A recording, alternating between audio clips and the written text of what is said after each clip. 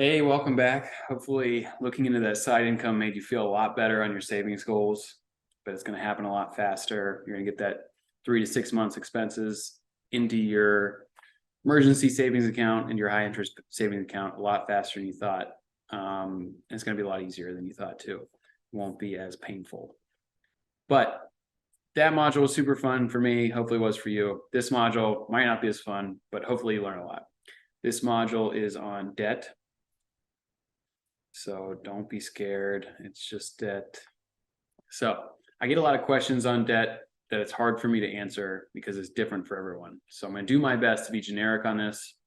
And if you need more information, reach out to me after the course and we can set up a call, or I can just send you a quick message and say yes, no. But anyways, into the debt module, module 4. Should I try to pay down my debt faster? Should I pay off debt before I have an emergency fund? Should I buy something in cash or get a loan? These are all, it depends answers, but I'm going to try to answer them the best I can. So should I try to pay down debt faster? Depends on the interest rate, depends what kind of debt it is. Should I pay off debt before I have an emergency fund? Probably not, unless it's credit card debt, something like crazy high interest. Should I pay something in cash or get a loan? It depends. Is it a need or a want? Is it appreciating asset or depreciating asset? So depends. Let's get into it. So people throw around the words good debt versus bad debt, and it makes me cringe sometimes. So hopefully you'll get a better knowledge on good versus bad debt after this module. I like to say some debt is good, some is bad, depending. David Ramsey, I like some things he says, but he's like, all debt's bad, pay off all your debt, then worry about savings, where he's a hypocrite because he's super invested into real estate. All his money, he's like millions upon millions in real estate. And I'll bet you a lot of money that he has debt on that real estate. And that's how he leveraged into his huge real estate portfolio. So one good debt, I would say, is a home you can afford. A home is an appreciating asset unless you bought some McMansion or something. Like a normal house is going to go up in value or long term. You're going to get an interest rate. It's manageable. I know interest rate right now, January 2023, are 6% for a mortgage. Even that's low historically. I know during COVID, I refinanced to like 3%. That's super low historically, like all-time low. So don't get too worked up over that. Long term, you're living in the house is going up in value. You can write off that debt on your taxes for some people, depending. I'd say that's good debt. Other debt, you buy a new, I don't know, a Rolex on a credit card. That's bad debt. That's a 20 to 30% interest credit card payment on something luxurious that you don't need. So I like to say, is the debt helping you make money? That's probably good. Did you take out a loan to buy a camera so you could go film a wedding that weekend and then pay it off instantly with the money you just made shooting a wedding? That's probably good debt, even though I'd prefer you not buy that camera on a credit card because of the high interest rate. But if you can make it back with cash real quick, it's good debt. And the biggest factor of debt is interest rate. Like I said, credit card right now, they're pushing 30%. Always bad unless you can pay it off in like weeks, months. Long-term, very bad. Long-term car payment depends too. So we'll get into that too. Cars.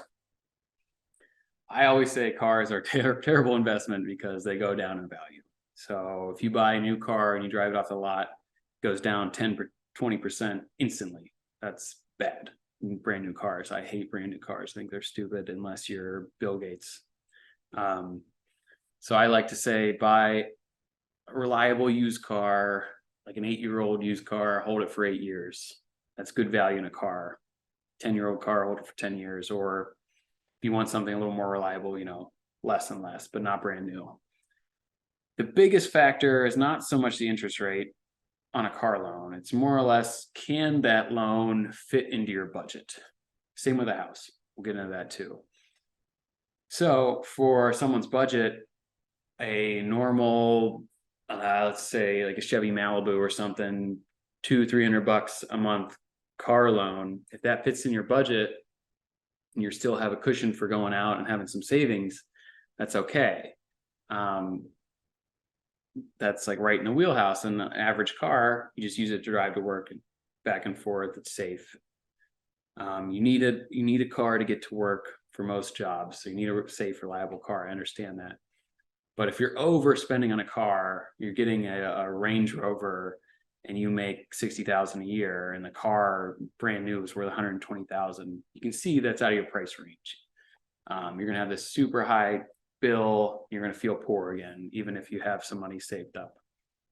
So again, if it's a car you need to get around, get to work, to drive your kids safely to school, you're going to need a car. So that's technically a need in the United States. So you're going to have, I'd say that debt is good, but just make sure it fits into your budget. Make sure you're not overspending. If anything, go a little under. And again, no one is going to treat you differently if your car isn't flashy. Like most people with flashy cars, I think, wow, you wasted a lot of money. Or people think, wow, they must be really rich, and they try to get you to buy them stuff. You don't want to have show flashy stuff for the most part, unless that's your marketing persona in your business or something. So get the average car. It's going to save you a lot of money in the long term, especially if you get these used cars. Try not to get foreign like German cars, because you have to think about the parts. There's going to be issues with a used car, and the foreign cars are more expensive. So yeah, maybe a Ford isn't as reliable, but the parts are a third of the price as a German car. So if you're getting a 3-year-old Ford or a 8-year-old German, it's probably cheaper to get the 3-year-old Ford in the long run. Lots of different factors. Not a car expert, but just keep that in mind. That as long as it fits in your budget, it's probably good. But look at your budget before you find the car you want. Find the price and then find the car. That's what I'm trying to say. Same with the house. We'll get into that as well. So mortgage, like we talked about, good debt. Interest rates low. The house goes up in value. You get to live in it. You can put it on Airbnb. You can rent it out long-term renters. Lots of different great things as a house. But if you buy a house out of your price range, you're going to be cash poor. You'll be like, well, I have this house that's going to go up in value, but then you can't do anything fun. All your money is going to your house. And then, God forbid, you need a new roof. The roof costs double in this big house and a small house. You're just going to keep getting crushed by this expensive house. And there's more house to clean. You have all these rooms you don't use, big waste of money. So again, a house mortgage is good if it fits into your budget correctly. Say it's like 30% of your after-tax income is your mortgage, perfect. Even less, better. If it is all the way up to 50%, depends on your other bills. Also, if you get a bigger house, factor in utilities, what you think the utilities are going to be. Bigger house, higher utility bill, stuff like that. So I can't say if this house is the best house to buy for everyone. It just depends. But again, it depends where you live. Like even the SpongeBob meme here. $400,000 house in Ohio is pretty nice. California, it's probably a shack. So that depends as well. Just make sure you find not what the bank says you can afford, what you know you can actually afford in your budget. So on Zillow, it's super easy now. You can just check pricing. If you put down 3% like I did, what the monthly payment's going to be, does that work in your budget? If you put down 20%, if you don't want to pay PMI, it's a whole different conversation. Look at that, see if that fits in your budget, etc. Not what the bank can tell you you can afford, because they're going to make you overpay because they want you to take out a bigger loan so they can make more money on you, obviously. Credit cards and personal loans. So credit card debt is the highest interest rate, which I'm going to show in depth. You can already see, you can pull the spreadsheet and look at it yourself if you want to jump the gun here. But people don't understand how high and crazy credit card debt is. They don't understand compound interest, which most people don't. So let's say you hold a balance in your credit card, like a $3,000 credit card, and you max it out. you only have to pay $75 or something like that's your minimum. You're like, ah, well, I'll be making more money in the future, no big deal. But that interest payment isn't paying the whole amount of interest you're accumulating every month. So every month that balance is going to go up higher and higher. And in 4 years, it could double or less. So people think, well, it's just a small amount. Well, I'll go into it in depth later, but trust me, it's very bad to hold credit card debt at that high a rate for a long period of time. So then you get a personal loan to pay off the credit card, and it's only down to 10, 15%, still extremely high. You want to pay off those as fast as possible, probably before you really have an emergency fund. Get those down, or put half of your save at the end of the month, credit card cash, because that interest, compound interest, will kill you on the debt side. It'll make you super rich on the investment side, which will show how compound interest works in your favor in the future as well. Student loans. Student loans is a tough one to talk about. Everyone's student loans are different. Recently in the news, January 2023, they were saying people were gonna get 20,000 forgave on their federal loans. I don't know if it's gonna happen. They always do this. Government's weird. So what I like to say is, if you have multiple student loans, first understand what loans you have. There's probably multiple different loans lumped in there. Pay down your highest interest one first. Pay off your federal one last. Because right now you don't even have to pay anything on your student loans. So your federal ones, so pay off those last. But if you have some non-federal, work on those. Try to set up a plan for your budget to pay it off within 10 to 15 to 20 years. You just don't want to pay the minimum, because Shannon, she was paying the minimum for a year and a half and added 4,000 to her principal. So you have to understand the interest rates, which I'm going to try my best to show you in a future module here. But another thing is, don't try to like the David Ramsey model is, put all your money in your student loans so you're debt free, and then you're debt free, but you're still broke. You don't have cash. And then if your car breaks down, you have to put on your credit card. Now you have credit card debt. So I'd rather you have student loan debt than credit card debt, is what I'm saying. It's normally under 10%, probably like 5%. And it's such a high amount for most people, 100 grand. You putting an extra 1,000 into that is going to save you what, like 6 payments in 10 years. Like, it's not probably the smartest move short term. Once you have buku cash, sure, pay it down. You already have your 6 months of expenses. You have a house, or if you live in the city and you don't want a house, like, you start paying your student loans debts then. But the interest rate, any interest you pay on your student loans is tax deductible. So don't worry on so much about paying it off. Just try to have a plan that fits your budget to pay it off in 10 to 20 years. Again, depends. Can't give you a straight answer, but I hope I hit the main things. Look into it, see the highest rate, pay off that one first. That's an easy way to go after it. So this is what I keep saying over and over again. Should I build an emergency fund or pay down debt? So if you have credit card debt, that's probably your first priority, because let's say you pay off your credit cards, you start building your emergency fund, and something crazy happens, you have to pay back on your credit cards, you're back to square one. So probably pay off your credit cards as fast as possible. Start slowly putting some money in your savings, just so you feel like you have some cash. Get those paid off, get your 6 months of expenses, and then you can start worrying about the non-student loan debt, etc. I wouldn't pay off a mortgage faster or earlier. Tax benefits, normally it's the lowest rate. That asset's appreciating. You're better off putting that money elsewhere. Personally, I would say, you could go further in the high-level finance of why that is. If you want to hear it, I might go further in the future courses. But for now, try not to pay off your mortgage early. Focus on other things. You can pay off your car early, because that's normally higher on a depreciating asset, meaning the car goes down in value the longer you have it. The house goes up in value the longer you have it. So that interest on the house is offset by the appreciating value. Whereas the interest on the car is eating away and the car is going down in value and your loan's going down. So it stays the same. Whereas a house is going up, your loan amount's going down. So it's making you wealthier. Or paying your car payment. Car is valued at 10 grand, you have a $10,000 loan, pay a car payment, car goes down in value over time, kind of goes down, and the car will stop, pay off the debt. So that one, sometimes you can pay off faster, but again, depends on your current budget, etc. I'd probably have 6 months of expenses in cash before I start paying more on your car payment or on your student loans. Another one, should I buy something in cash or get a loan?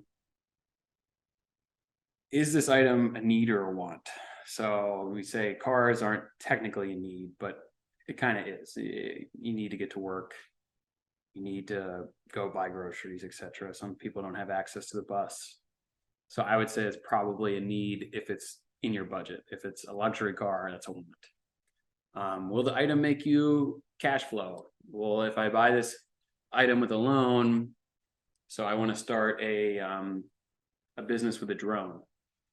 So I buy the nicest drone instead of the one I can afford for $100. I buy a nice one for $1,000 on a credit card. And I know right away I can film 4 weddings this month and make that $1,000 back, pay off that credit card in 1 month, pay no interest. And then every other job I do the rest of the year is all profit. Definitely do that instead of buying a cheap drone, getting paid less. I think that would be worth it. If you bought a jet ski, I don't think you should get a loan for a jet ski. It's not, unless you're renting them out as a jet ski business. It's definitely a luxury want, not a need. It goes down in value and it doesn't make you any money unless you have it in the business. Also, what's the interest rate? If you're putting on a credit card for a want, big no-no that you can't afford. If you're getting a loan for a car, you get like 6% and it's making you money, it's worth it. I think I've touched on this enough. I can go into further, reach out to me if you're like, well, I'm kind of in limbo on this one. Hopefully I can answer your question or do some research on that. But try to think of these questions before you look at it. It's a big deal. And so if you do, another thing right here, if you really do want a jet ski, like you live next to water and it's going to provide you a lot of happiness to have this jet ski, like Eastbound and Down guy. I would recommend paying that with cash outside of your emergency fund. So that's something you should save up for. So you have 6 months expenses. Don't use that 6 months expenses to buy a jet ski. Save the additional jet ski money on top of that 6 months expenses, then buy the jet ski. And by the time you did that, maybe you don't want the jet ski anymore, which is even better. So you didn't buy it.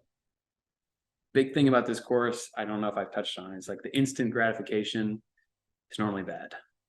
So like, I want a jet ski, I'm gonna go buy it and worry about paying for it later. That's bad. If you want a jet ski, you should really be considering the cost of this jet ski long-term. Future investment opportunities instead, future unexpected expenses. Instead, you have this jet ski. It's really worth it. So before I would buy a jet ski in cash or a loan, which again, you wouldn't say buy it with a loan, I'd really want to think about it for months before I actually did it to see if it's worth it and see how long it takes you to save that money to buy this jet ski, of all this side gig work to save up just to buy a jet ski that goes down in value every year. That's a tough one for me to say to do, but it's your life. You got to have some fun. So maybe it's worth the fun for you. And that's what I want to touch on this slide here. Save it for a rainy day is one thing my mom loves to say, which I was like, well, what am I going to buy on a rainy day? You can't do anything in the rain. Neither here nor there. So do you really need this item? Like, again, I'm not like a big shopper. I just don't buy stuff just to buy it. It makes me feel sick when I buy stuff.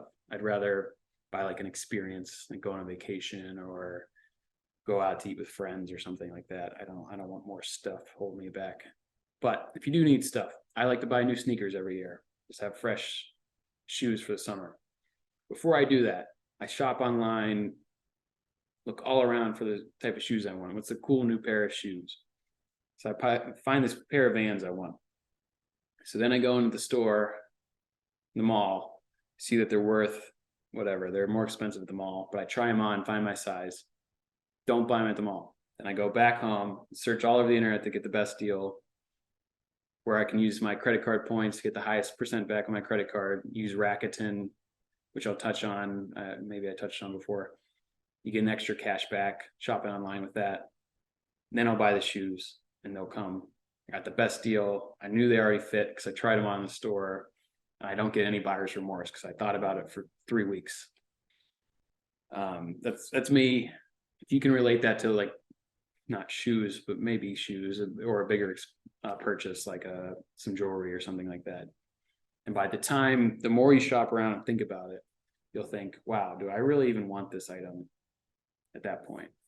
Okay, so here's a little thing that I think is kind of fun. I can relate to. I'm budgeting. The last time I was broke as a kid, so when I was 10 years old, it's before my bank account. I said when I was 12, I started my bank account. So when I was 10, I saved up to buy a Nintendo GameCube in one game. It was $200 at Walmart. So I went to get it with my dad and I pulled out all my money on my wallet and I paid for my GameCube and my game. I was super pumped, brand new. I'm like, oh, it's going to be so cool. My dad's like, did you just spend all your money? Like, yeah, Dad, I'm 10 years old and my Power Ranger wallet. Of course I spent all my money. This is it. He's like, well, in the future, it's okay right now. We're 10 years old. In the future, you don't want to spend all your money on something. Like, oh, I mean, that makes sense. Even as a 10-year-old, it's like, just in case, rainy day, I've been told about, etc.